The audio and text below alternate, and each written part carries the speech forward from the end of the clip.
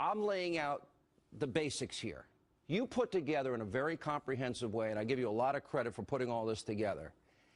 This isn't the right-wing conspiracy. This isn't conservative Sean Hannity, conservative Mark Levin. This is the New York Times. This is McClatchy. Explain.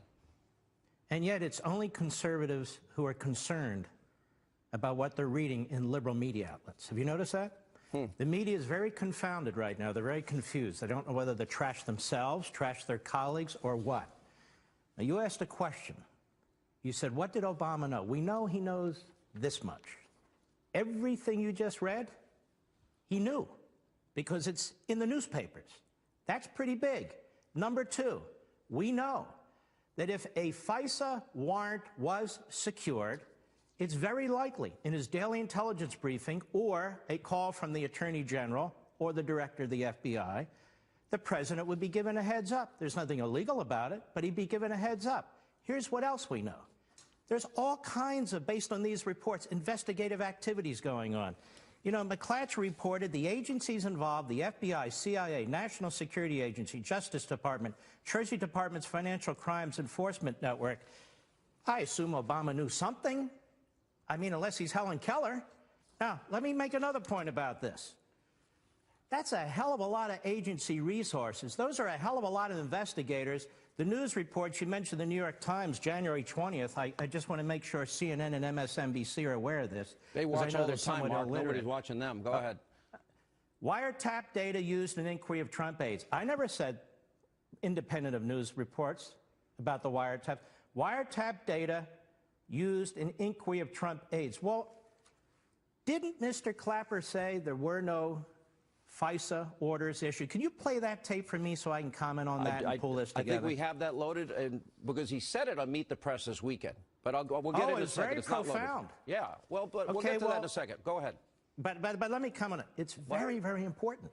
Yeah. It's very important because if Clapper says there was no FISA order, and he was very broad, and he was very definite, and he said, no, I don't remember this, and you'll play it later, then what the hell are we talking about? That means they didn't have enough information for probable cause to get a warrant in front of the FISA court.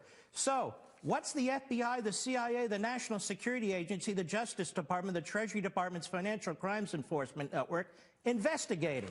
What are these wiretaps that the New York Times is talking about? You know, I know they want to focus on Donald Trump and his tweet. I want to focus on America and the Constitution. The reason I got fed up with this last week is I'm a constitutional conservative. I look at this. If I'm reading these news reports, we have a runaway executive branch. I don't know who knows what. And as of today, the media don't appear to know who knows what, which is exactly why I've been calling for congressional investigations. The question is, why aren't CNN, CBS, NBC, MSNBC, and all the rest of them, why aren't they concerned about this? Mark, rather than mock the president and his tweet, pay attention to what your own reporters and other reporters are saying. So what you say is really deep and profound here, and I want to put some emphasis on this, and that is that the news media reported the leaks, the news media reported the surveillance, they reported it repeatedly. This is the mainstream media. As far as I know, they've never retracted the story, and everybody knew about it. It was not something that was hidden. Now, in fact, Donald Trump mentions that, in fact, it happened, and somehow this is, oh, my gosh, this is outrageous. What do we, how do we definitively find out that, in fact, in June and again in October, there were attempts to surveil the then candidate of the opposition party by the current administration at the time, the Obama administration?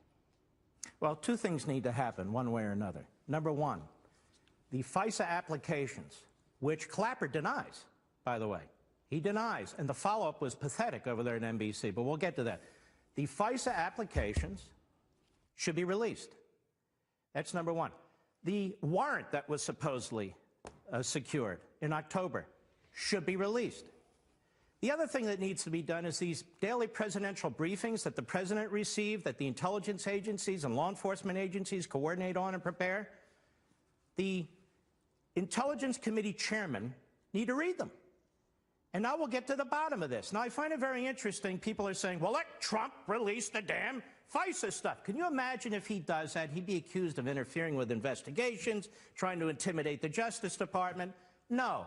Let Congress finally step up and do its job. They have oversight committees. We pay these people to do their jobs.